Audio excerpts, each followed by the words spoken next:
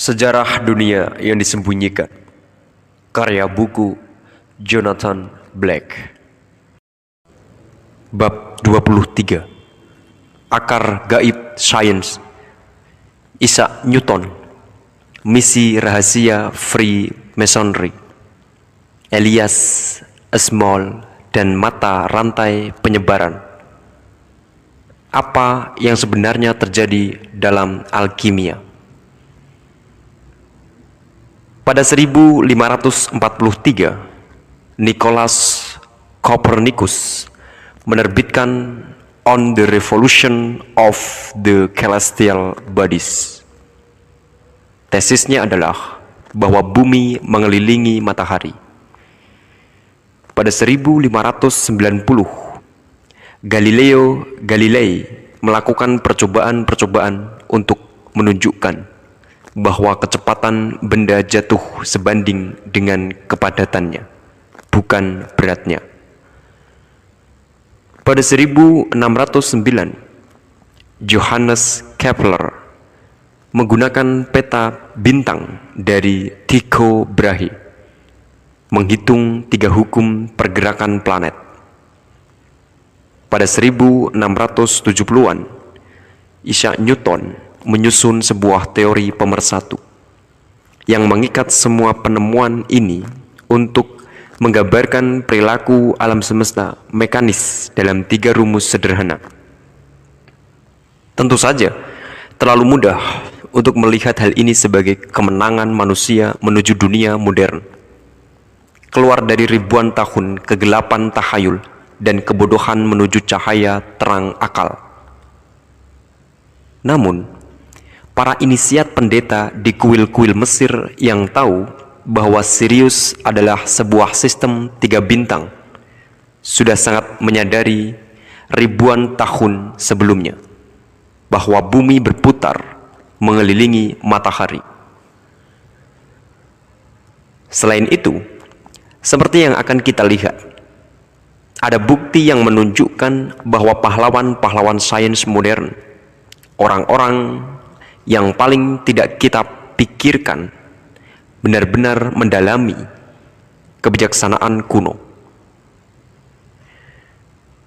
Copernicus mengakui bahwa ide-idenya berasal dari pembacaan terhadap teks-teks dari dunia kuno, dan ketika Kepler merumuskan teori-teorinya, ia sadar akan kebijaksanaan kuno yang bekerja melalui dirinya.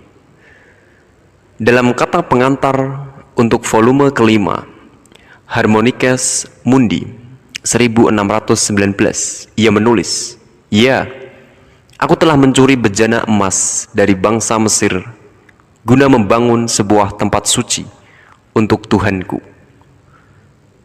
Kepler adalah teman seumur hidup Richard Besault yang bekerja akrab dengan John Valentin Andrei dan seringkali dianggap sebagai kolaboratornya dalam menulis manifesto Rosicrucian. Isaac Newton lahir di Woolthorpe, Lincolnshire, tidak pernah tumbuh melebihi 5 kaki. Ia orang yang aneh, eksentrik, bingung secara seksual, dan kesepian. Kemudian, pada masa sekolahnya, ia menginap bersama seorang apoteker yang ternyata seorang ahli alkimia, dan jalan Newton pun terhampar jelas di hadapannya.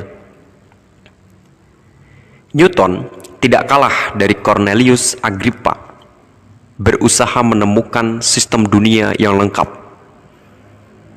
Newton akhirnya percaya bahwa rahasia-rahasia kehidupan terkodekan dalam bentuk numerik dalam struktur alam.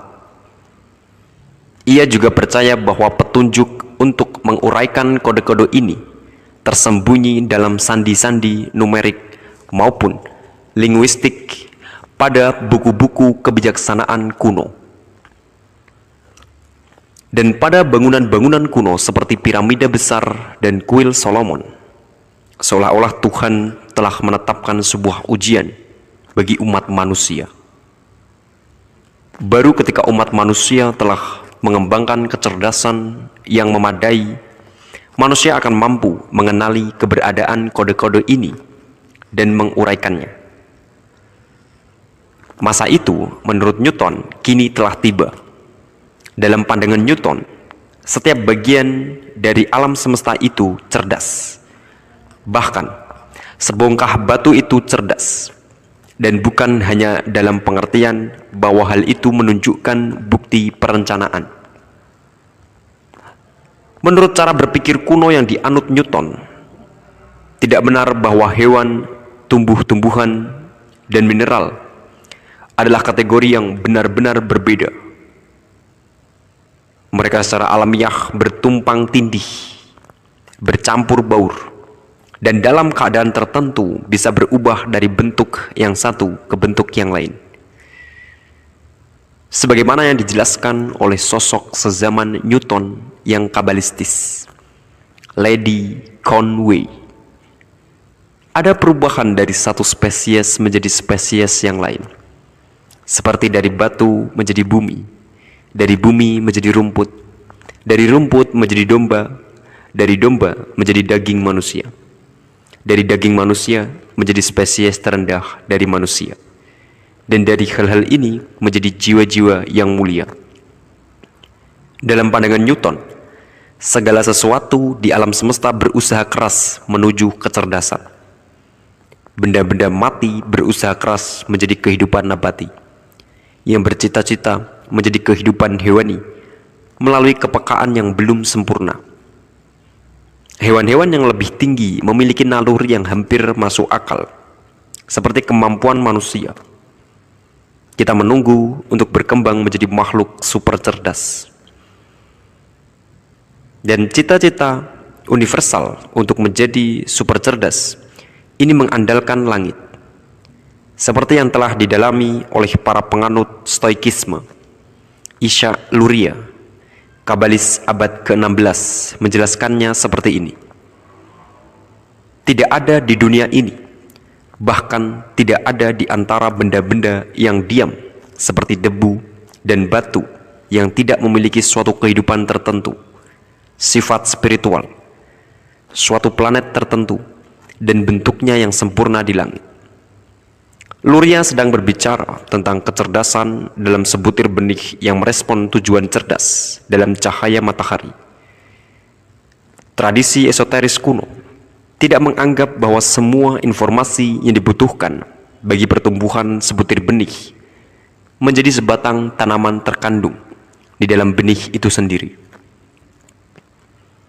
Pertumbuhan adalah suatu proses yang dihasilkan dari kecerdasan dalam benih yang berinteraksi dengan kecerdasan dalam kosmos lebih besar yang ada di sekelilingnya. Kita tahu dari penelitian John Maynard Keynes terhadap dimensi okultisme dalam pandangan dunia Newton bahwa aliran-aliran pemikiran ini memikatnya.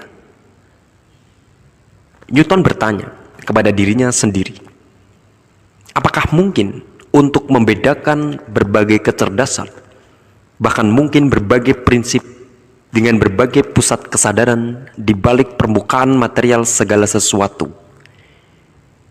Ini bukan berarti bahwa ia memandang prinsip-prinsip ini sebagai malaikat yang duduk di atas awan, atau memvisualisasikan dengan cara apa yang sangat antropomorfis. Tetapi ia juga tidak memandang mereka sebagai sesuatu yang benar-benar impersonal, apalagi sebagai abstraksi murni. Ia menyebut mereka pengumpul kecerdasan untuk menyiratkan adanya kemauan.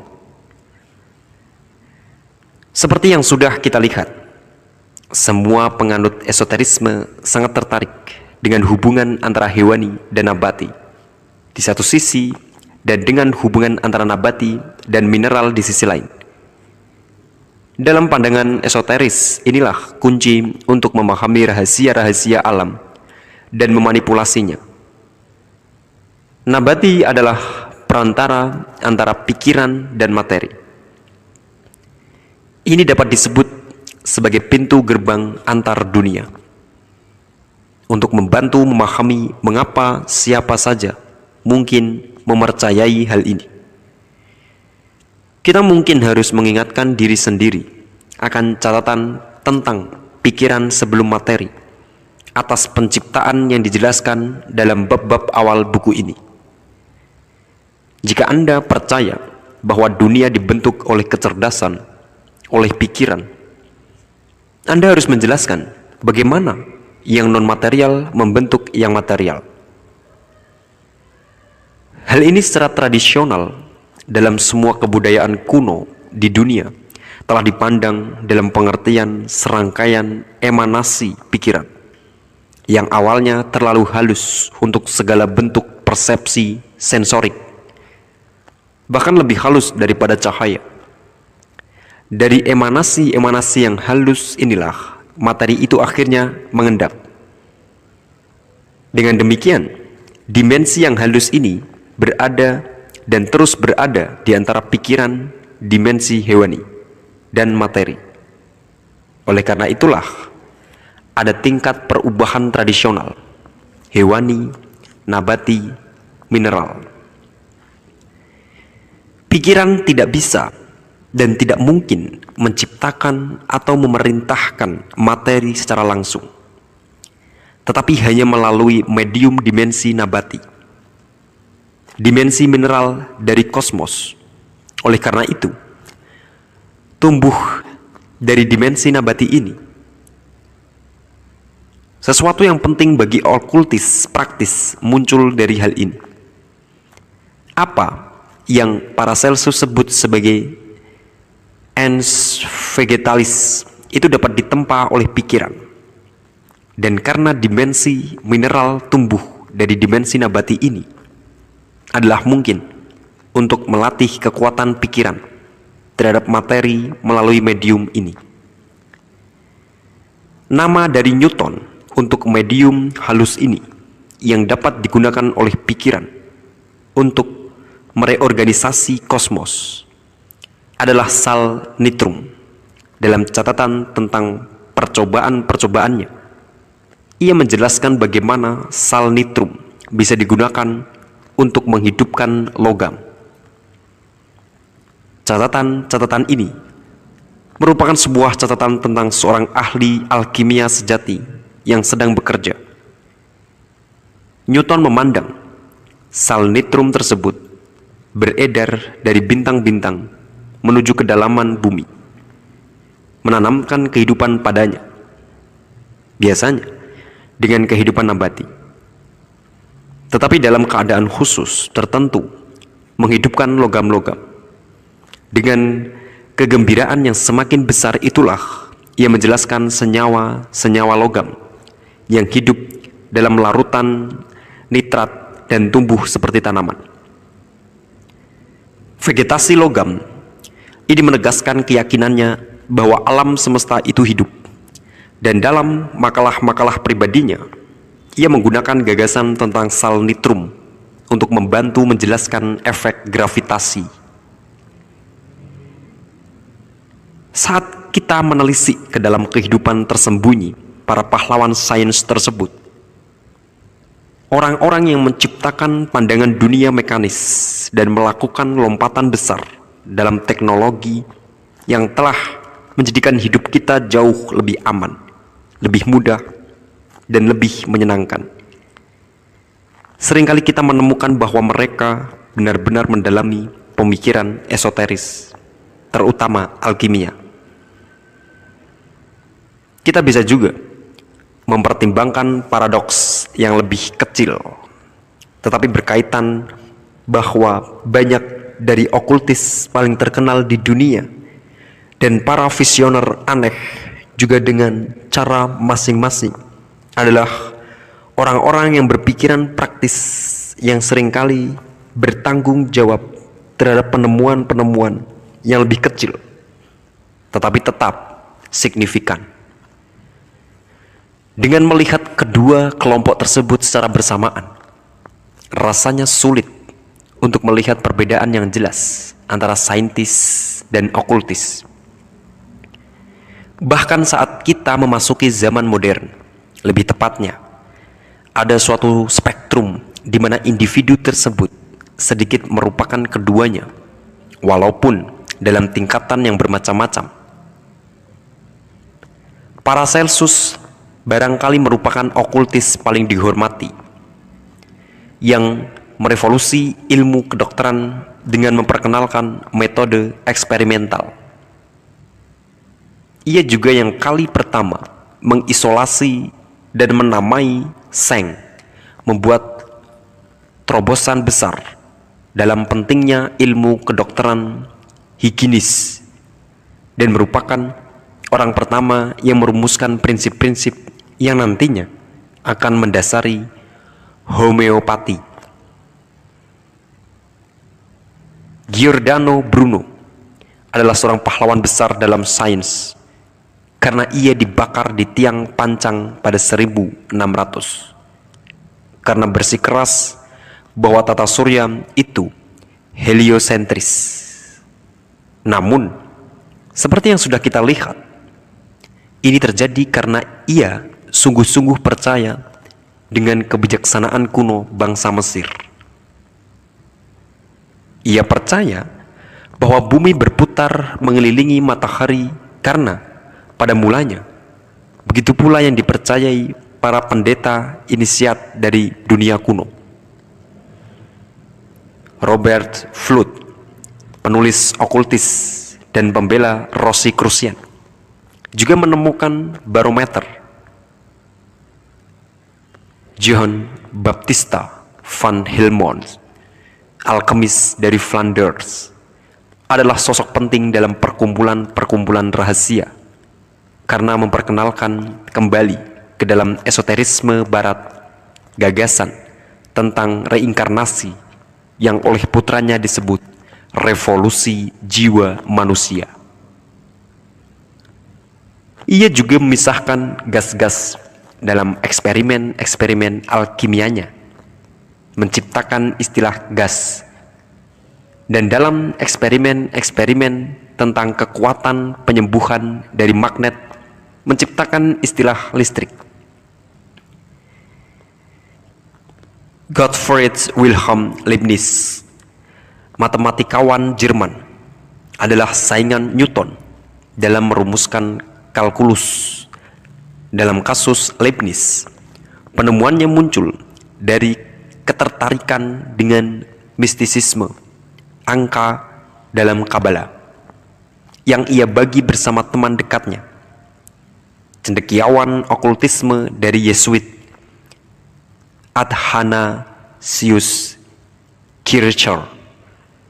Pada 1687, Kircher, seorang murid alkimia dalam hal sifat-sifat dimensi nabati, membangkitkan sekuntum mawar dari abunya di depan Ratu Swedia.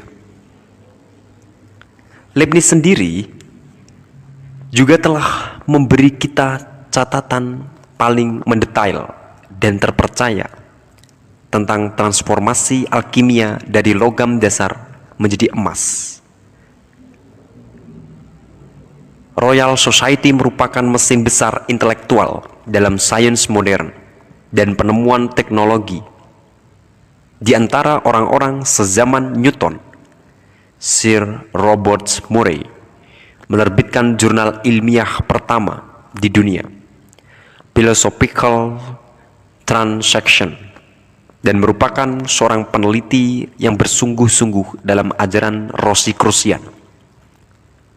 Sosok aneh mirip biarawan Robert Boyle, yang hukum termodinamikanya merintis jalan bagi mesin pembakaran intelektual.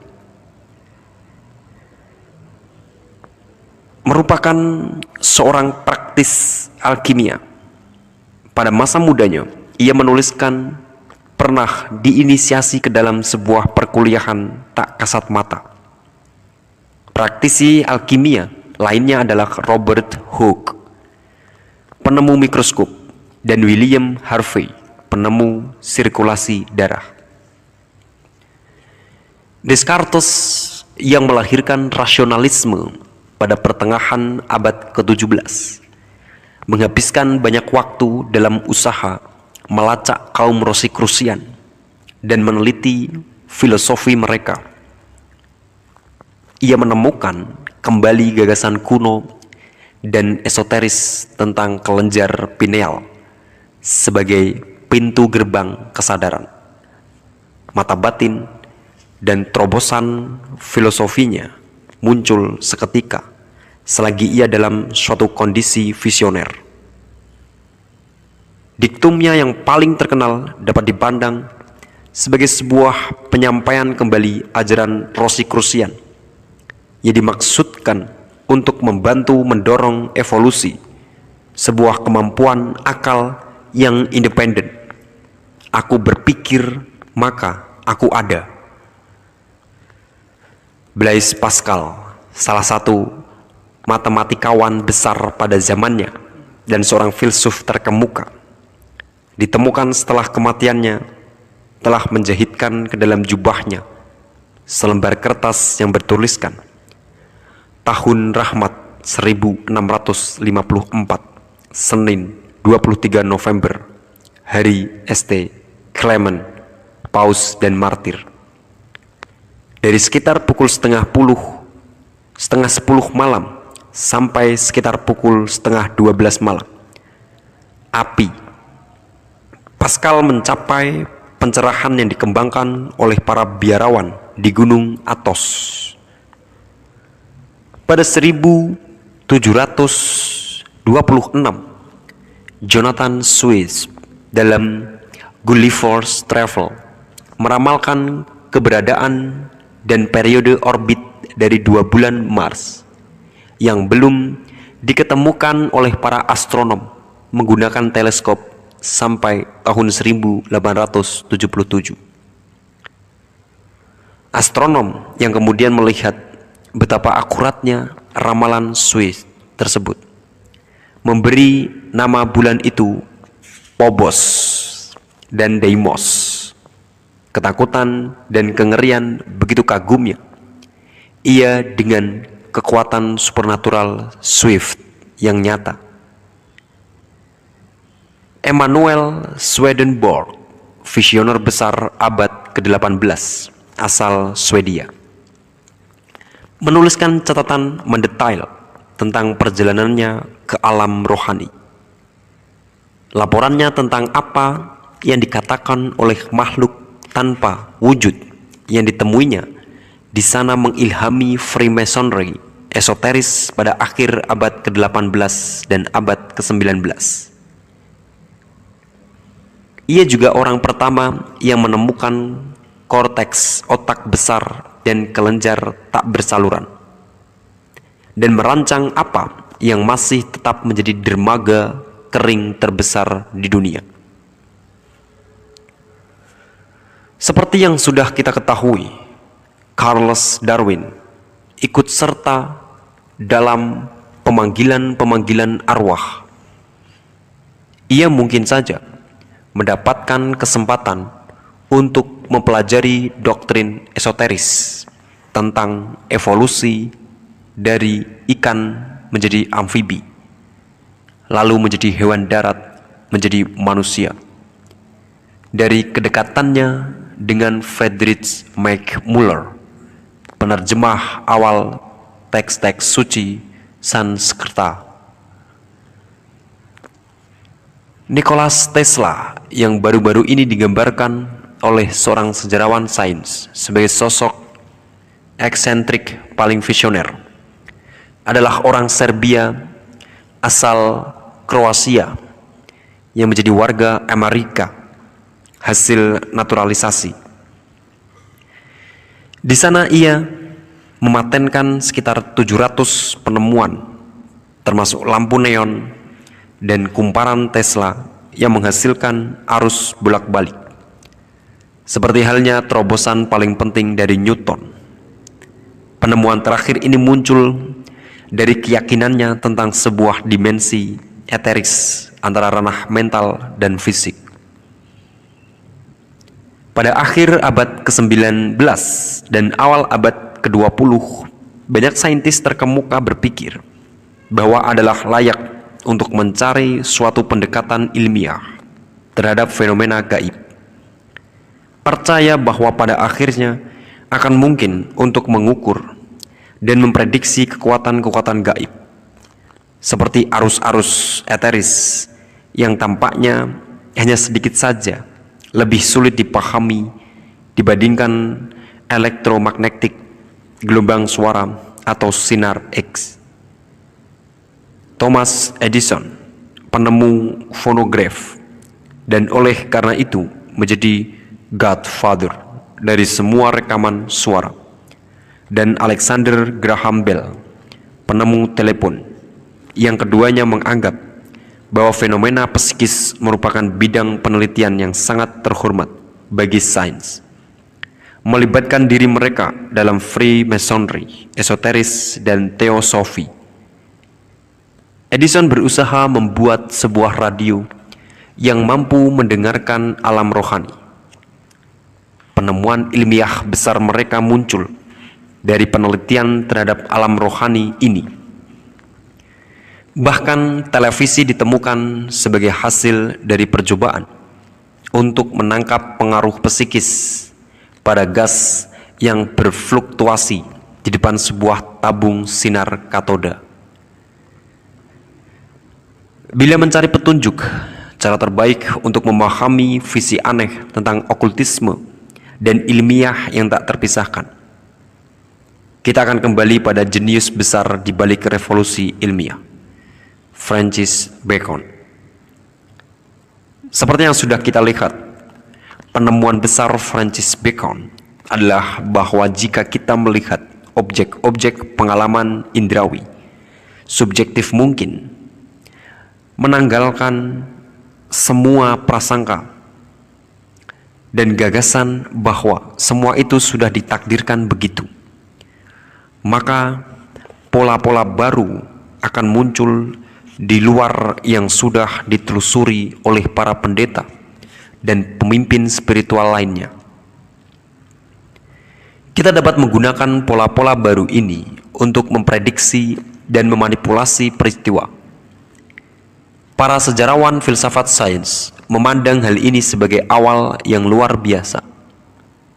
Momen ketika penalaran induktif menjadi bagian dari pendekatan umat manusia terhadap dunia.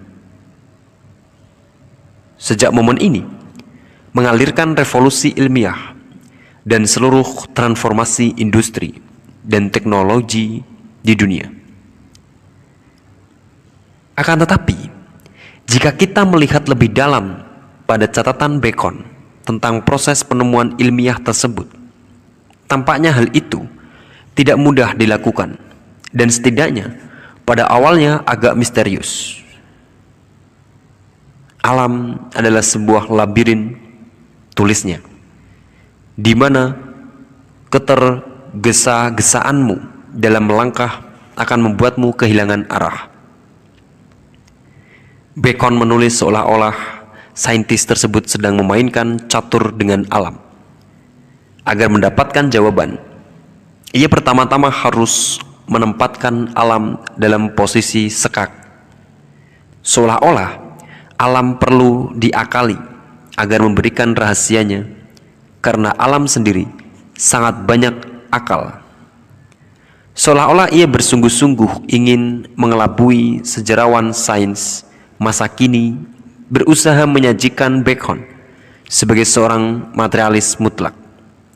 Tetapi ini khayalan belaka. Meskipun ia percaya bahwa hasil baru yang menarik akan muncul bila kita melihat data indrawi, seolah-olah mereka tidak diresapi oleh makna. Bukan ini yang ia percaya. Kita tahu misalnya bahwa ia mempercayai apa yang disebutnya astrologika sana, yang artinya menerima pengaruh magic dari langit pada jiwa dengan cara yang telah dianjurkan oleh magi Renaissance, Pico della Mirandola. Bacon juga percaya pada perantaraan halus yang sama antara jiwa dan materi, sebagaimana Newton, dan bahwa perantaraan yang sama ini ada di dalam manusia yang tertutup dalam tubuh yang lebih tebal, yang disebutnya tubuh eteris. Bacon mengatakan tidak kalah benar dalam kerajaan pengetahuan milik manusia ini dibandingkan dalam kerajaan langit milik Tuhan, bahwa tidak ada seorang pun akan memasukinya kecuali ia lebih dahulu menjadi seorang anak kecil. Ia tampaknya ingin mengatakan bahwa suatu kondisi pikiran yang berbeda dan kekanak-kanakan perlu dicapai lebih dahulu agar pengetahuan yang lebih tinggi bisa dicapai. Paracelsus telah mengatakan sesuatu yang serupa, juga menulis tentang proses eksperimentasi dalam pengertian Alkitab. Hanya ia yang menginginkan dengan sepenuh hati akan menemukan, dan hanya kepada ia yang mengetuk keras-keras pintu akan dibukakan. Implikasinya adalah bahwa pengetahuan yang lebih tinggi tentang dunia berasal dari kondisi kesadaran yang berubah, bekerja di lingkungan yang sama seperti Bacon dan Newton. John Baptista van Helmont menulis, ada sebuah buku di dalam diri kita yang ditulis oleh jemari Tuhan. Melalui buku itu kita dapat membaca segala sesuatu. Michael Mayer yang menulis tentang Rosicrucian, seolah-olah ia orang dalam yang menerbitkan beberapa literatur alkimia paling menawan, mengatakan meminum kehidupan batin dalam tegukan yang panjang adalah melihat kehidupan yang lebih tinggi. Ia yang menemukan batinnya, menemukan apa yang ada di luar angkasa. Dalam semua perkataan ini ada sebuah implikasi yang jelas bahwa kunci untuk penemuan ilmiah, entah bagaimana, ada di dalam batin.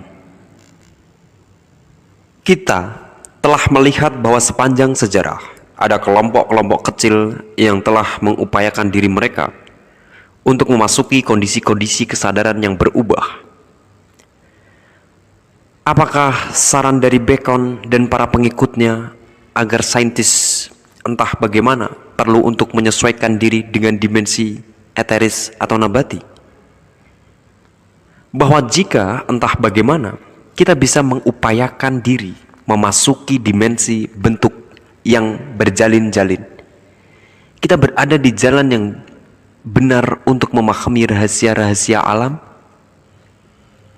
Kita telah melihat bahwa jenius ilmiah besar, para pendiri zaman modern, cenderung terpesona oleh gagasan-gagasan kebijaksanaan kuno dan kondisi-kondisi kesadaran yang berubah. Mungkinkah bahwa jenius itu bukan mendekati kegilaan, melainkan jenius itu mendekati kondisi-kondisi kesadaran yang berubah yang dihadirkan oleh praktik esoteris?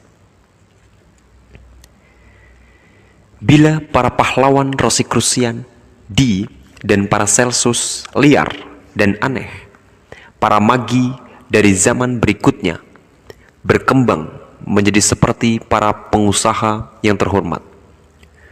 Freemasonry selalu menampilkan wajah yang serius pada dunia.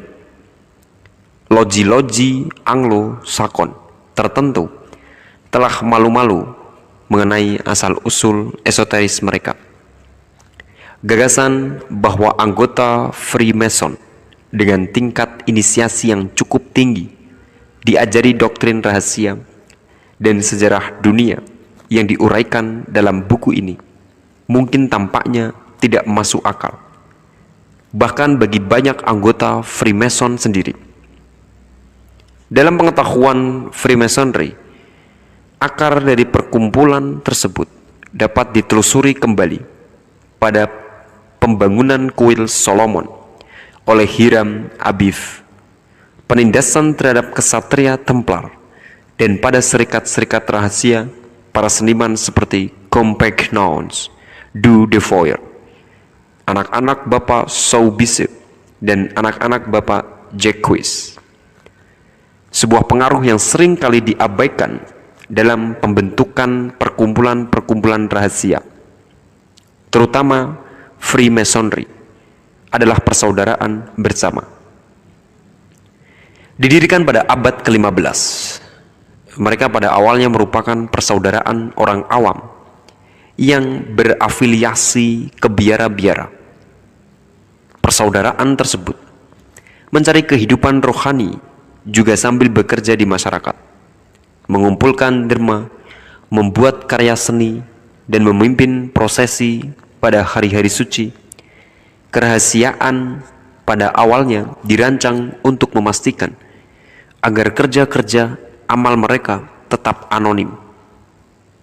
Tetapi hal itu memunculkan rumor tentang sosok-sosok berjubah, ritual-ritual rahasia, dan inisiasi. Di Prancis pada abad ke-15, persaudaraan bersama ini yang telah menyerap gagasan-gagasan dari Joachim dan kaum Cathar pada akhirnya terpaksa sembunyi-sembunyi. Akan tetapi, Freemasonry spekulatif modern menurut para sejarawan resminya berasal dari abad ke-17. Kadang-kadang dinyatakan bahwa kasus inisiasi ke dalam Freemasonry yang kali pertama tercatat adalah pada 1646 terkait seorang pedagang benda kuno dan kolektor terkenal, juga anggota pendiri dari Royal Society, Elias Smollett. Ia tentu saja salah satu Freemason Inggris awal dan sangat berpengaruh. Lahir pada 1617, putra seorang pembuat pelana, Elias Smollett memenuhi syarat sebagai seorang pengacara dan menjadi seorang prajurit dan abdi negara. Ia kolektor barang-barang antik yang tak kenal lelah. Museum Ashmolean di Oxford yang dibangun untuk menampung koleksinya adalah museum umum pertama. Ia juga seorang pria dengan keingintahuan intelektual tanpa batas. Pada 1651, ia bertemu seorang pria yang lebih tua, William Bakehouse, pemilik sebuah puri bernama Swallowfield. Rumah ini ternyata memiliki sebuah galeri panjang yang luar biasa. Sebuah rumah harta karun yang berisi penemuan dan barang langka, termasuk naskah-naskah alkimia langka. Bakehouse jelas seorang pria yang ingin meraih hati Smollett, dan buku harian Smollett mengungkapkan bagaimana Bakehouse membujuknya untuk menjadi putranya. Dengan ini kita tahu Bakehouse bermaksud mengadopsinya sebagai penerus dan ahli warisnya. Ia berjanji sebelum meninggal ia akan menyampaikan kepada Smollett rahasia utama alkimia, materi sesungguhnya dari batu bertuah, agar Smollett bisa memanfaatkannya pada lain waktu. Sebuah tradisi rahasia yang berasal dari zaman Hermes Trismegistus. Selama 2 tahun berikutnya, pengajaran Bakehouse terhadap Smollett yang bersemangat berjalan lambat dan tampaknya ragu-ragu.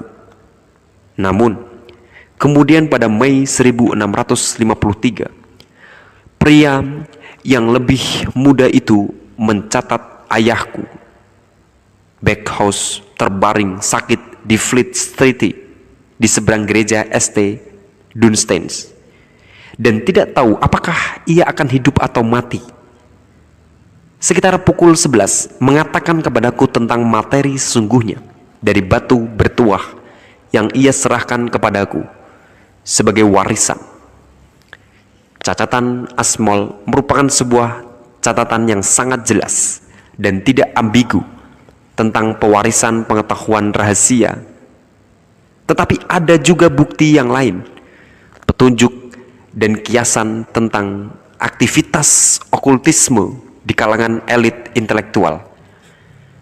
Grandmaster kedua dari Logi London adalah John Theophile Desaguliers, seorang pengikut Isaac Newton yang juga menghabiskan bertahun-tahun meneliti manuskrip-manuskrip alkimia. Simbolisme Freemasonry seperti yang dirumuskan dalam periode ini berkaitan dengan motif-motif alkimia, mulai dari gagasan sentral tentang karya, batu fondasi dan batu bertuah yang selalu ada, aslar hingga kompas dan jangka. Akhirnya tibalah waktu untuk bertanya, apakah sebenarnya alkimia itu? Alkimia sudah sangat tua. Teks-teks Mesir kuno membahas teknik-teknik penyulingan dan metalurgi sebagai proses-proses mistis. Mitos-mitos Yunani seperti pencarian bulu domba, emas dapat dipandang mengandung lapisan makna alkimia.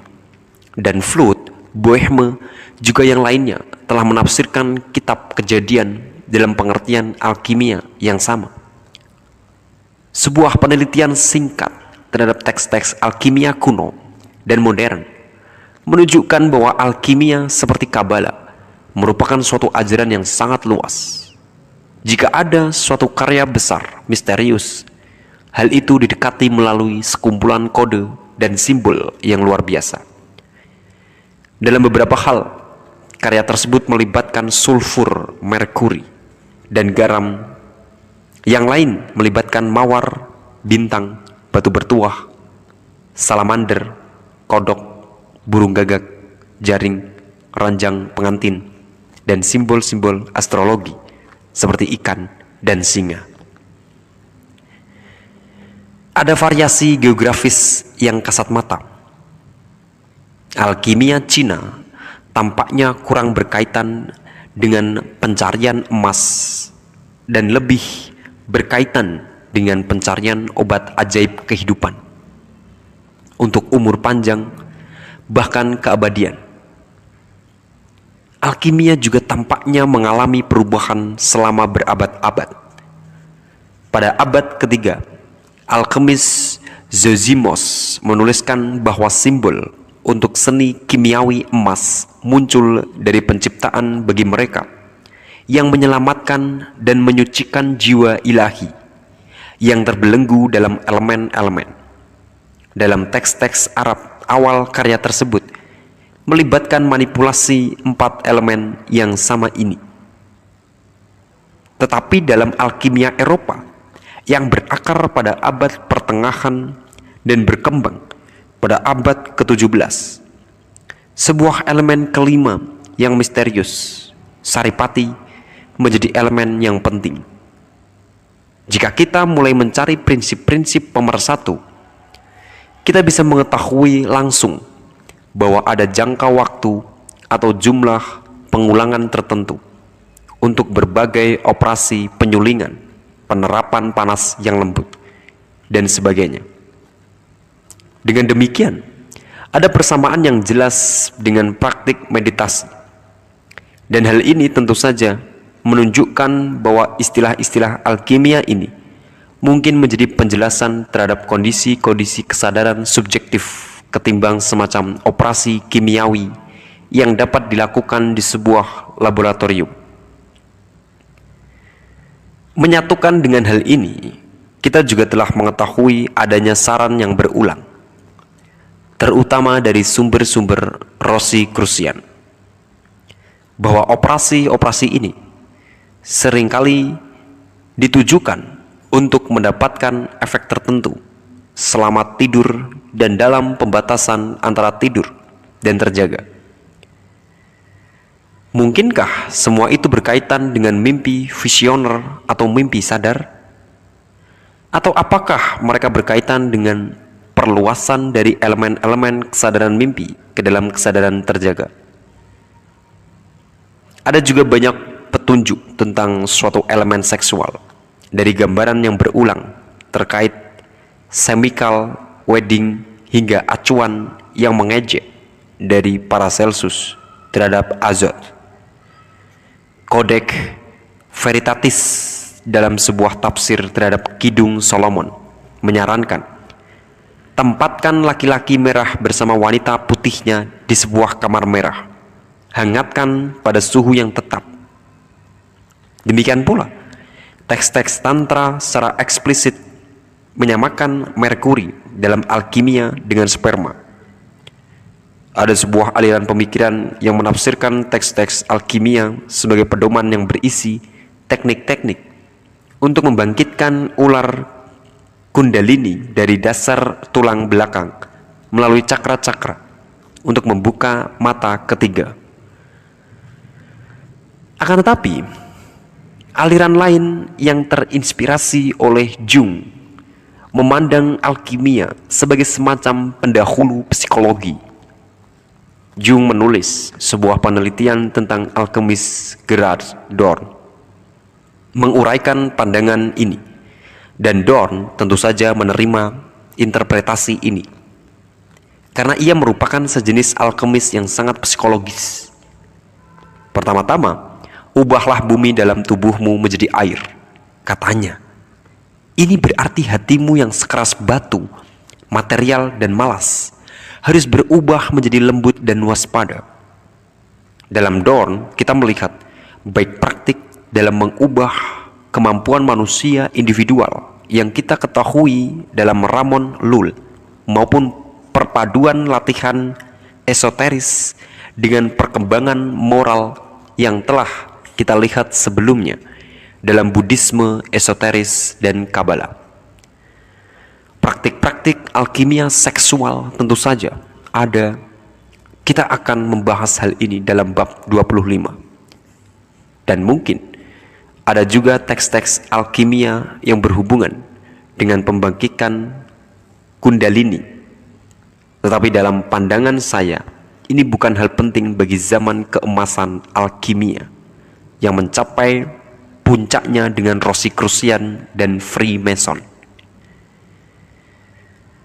Alkimia yang murni psikologis dari Jung menarik dengan caranya tersendiri, tetapi benar-benar tidak menarik dari perspektif esoteris, karena ia mengabaikan gagasan tentang perjalanan ke alam rohani dan komunikasi dengan makhluk-makhluk tanpa wujud.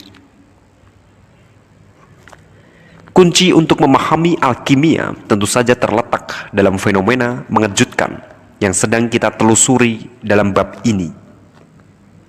Bacon, Newton, dan para ahli Rosicrucian dan Freemason yang lain tertarik dengan pengalaman pribadi langsung maupun percobaan ilmiah. Sebagai kaum idealis, mereka terpesona dengan apa yang menghubungkan materi dengan pikiran. Dan seperti semua penganut esoterisme, mereka membayangkan hubungan halus ini dalam pengertian yang disebut oleh Paracelsus sebagai ens vegetalis atau dimensi nabati. Apakah mungkin merangsang mereka bahwa dimensi nabati tersebut tampaknya tidak terhitung, bahkan tidak terdeteksi oleh instrumen ilmiah apapun? Mungkin. Tetapi kemudian barangkali apa yang menahan mereka, apa yang mendorong mereka untuk menjelajahi lebih jauh adalah keyakinan bahwa dimensi nabati ini tampaknya telah dialami di semua tempat dan waktu, dan bahwa ada sebuah tradisi autentik kuno dalam memanipulasinya yang telah dianut oleh banyak jenius besar dalam sejarah. Roger Bacon, Francis Bacon, Isaac Newton, dan yang lainnya telah mengembangkan prosedur yang ilmiah dan eksperimental. Mereka telah berusaha menemukan hukum-hukum universal untuk memahami dunia yang dipandang dengan subjektif mungkin. Sekarang mereka menerapkan metodologi yang sama terhadap kehidupan yang dipandang dengan sesubjektif mungkin. Hasilnya adalah sebuah ilmu pengalaman spiritual. Dan inilah sebenarnya alkimia itu. Emas yang mereka alami pada akhir eksperimen adalah emas spiritual. Suatu bentuk kesadaran yang berubah, yang berarti bahwa sebatang logam, sebatas kekayaan duniawi, tidak lagi menarik bagi mereka. Dalam zaman kejayaan alkimia, sulfur mewakili dimensi hewani, merkuri mewakili dimensi nabati, dan garam mewakili dimensi material. Dimensi-dimensi ini berpusat di bagian-bagian yang berbeda dalam tubuh.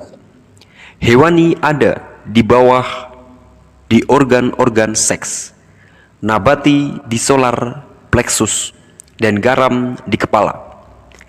Kehendak dan seksualitas dipandang terjalin erat dalam filsafat esoteris. Ini merupakan bagian sulfur merkuri. Bagian nabati adalah wilayah perasaan. Garam adalah endapan pemikiran. Dalam semua teks alkimia, merkuri adalah mediator antara sulfur dan garam. Dalam tahap pertama dari proses tersebut, dimensi nabati harus diubah untuk mencapai tahap pertama dari pengalaman mistis. Perjalanan memasuki matriks, lautan cahaya yang merupakan dunia di antara dunia. Tahap kedua adalah apa yang kadang-kadang disebut perkawinan kimiawi. Ketika merkuri, wanita yang lebih bercinta, dengan sulfur merah yang keras dan kaku. Dengan merenungkan gambaran-gambaran yang menggugah perasaan cinta berulang-ulang dan dalam waktu yang lama, butuh 21 hari bagi latihan apa saja untuk menimbulkan suatu perubahan material dalam fisiologi manusia. Sang kandidat menciptakan suatu proses perubahan yang menembus ke dalam kehendak yang gigih. Jika kita berhasil membuat keinginan-keinginan kita yang bersifat seksual dan egois menjadi keinginan-keinginan yang bersifat spiritual dan hidup, maka burung kebangkitan ponik akan bangkit.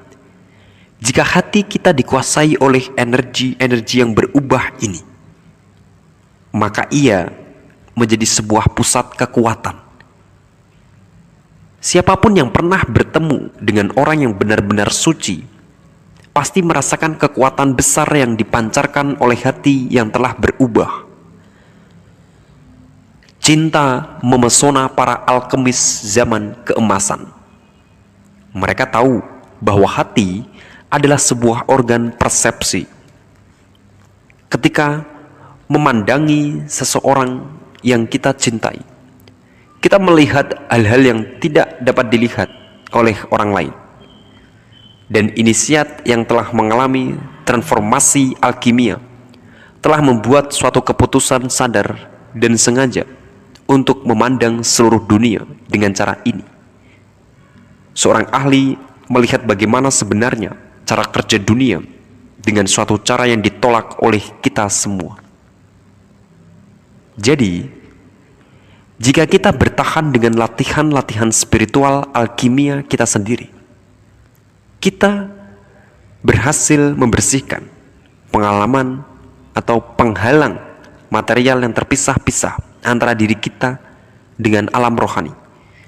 Sebagaimana yang dianjurkan oleh mistikus Prancis St. Martin, maka kekuatan persepsi kita sendiri akan meningkat.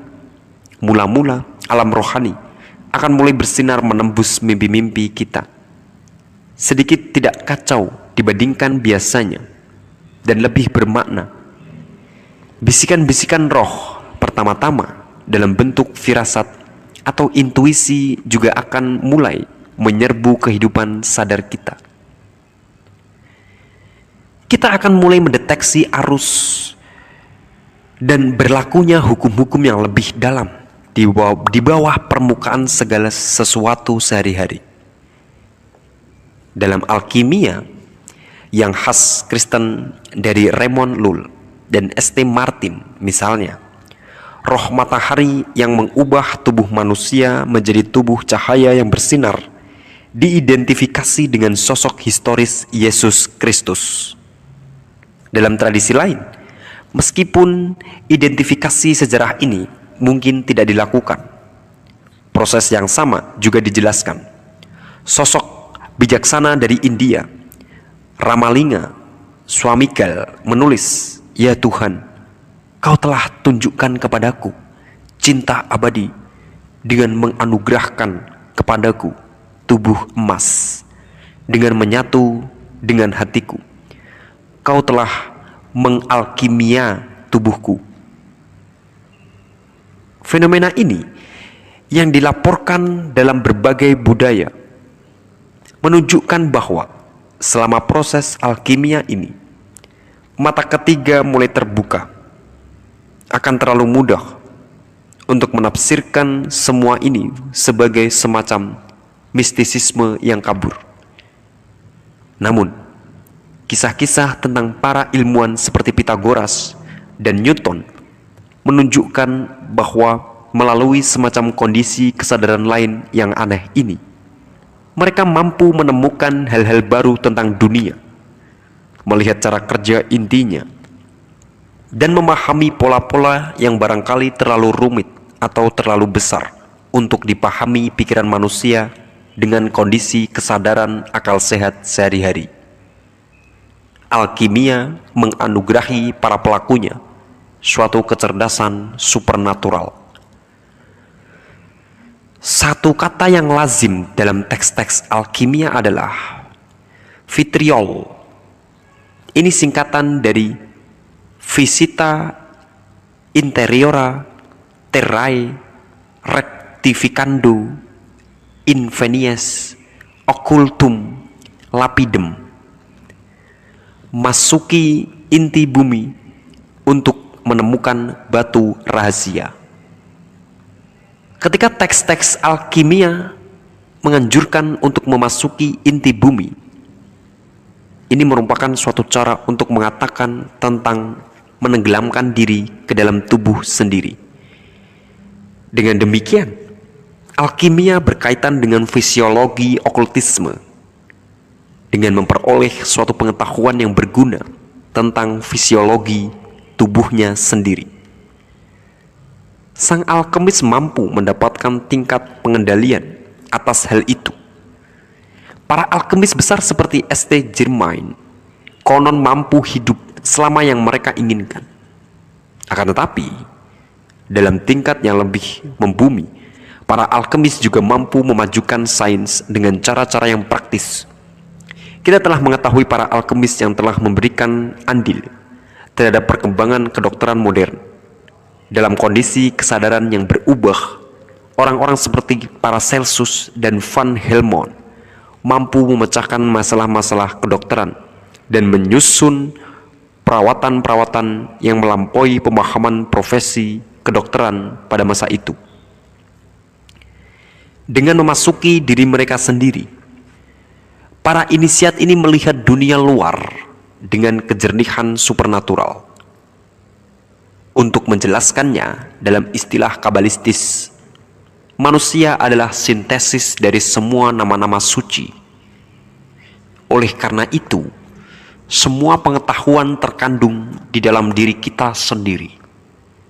Jika kita tahu cara membacanya, Yoga Sutras of Patanjali membahas tentang mengembara ke langit dan menyusun menjadi seukuran partikel terkecil sebagai salah satu kekuatan yang menghadiahi mereka yang berlatih teknik-tekniknya yang misterius. Para ahli asal India masih membicarakan kemampuan untuk melakukan perjalanan ke ujung terjauh kosmos dan juga untuk memusatkan kekuatan persepsi mereka sehingga mereka melihat sampai ke tingkat atomistis. Inilah para siddhi besar atau manusia unggul.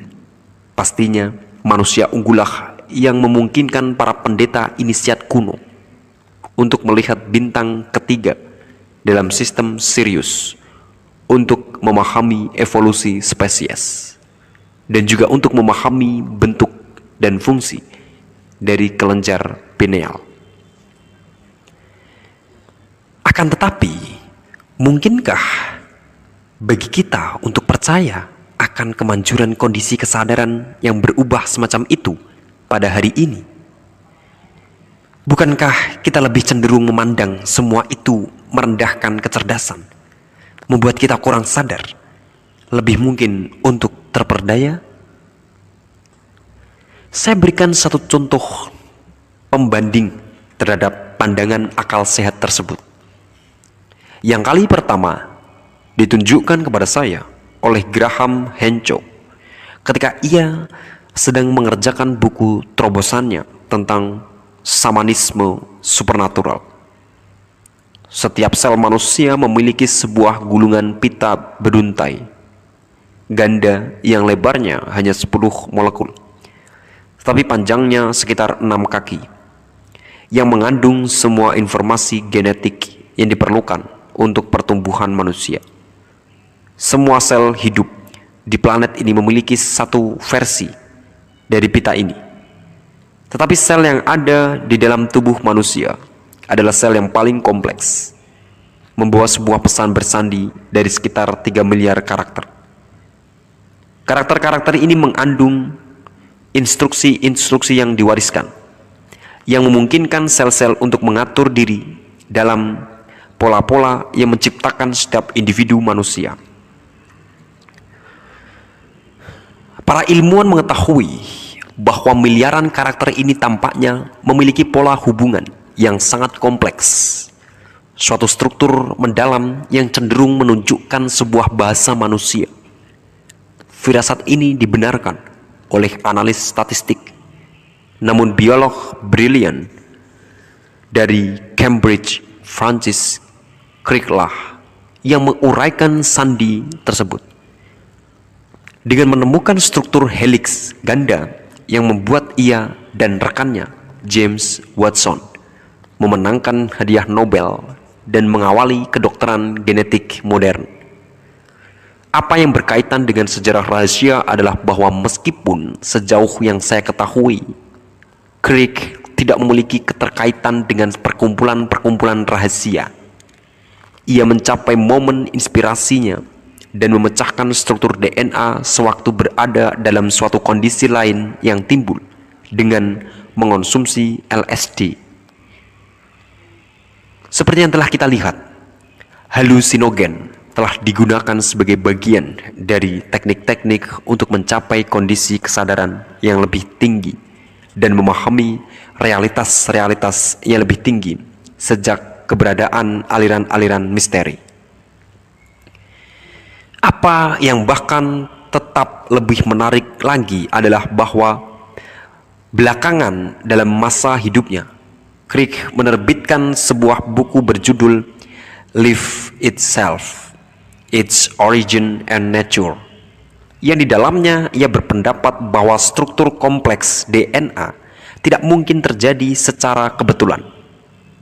Seperti pria dari Cambridge sebelumnya, Isaac Newton, ia percaya bahwa kosmos telah mengodekan jauh di dalamnya pesan-pesan tentang asal-usul kita dan dirinya sendiri yang telah diletakkan di sana, agar kita akan mampu menguraikannya ketika telah mengembangkan kecerdasan yang memadai.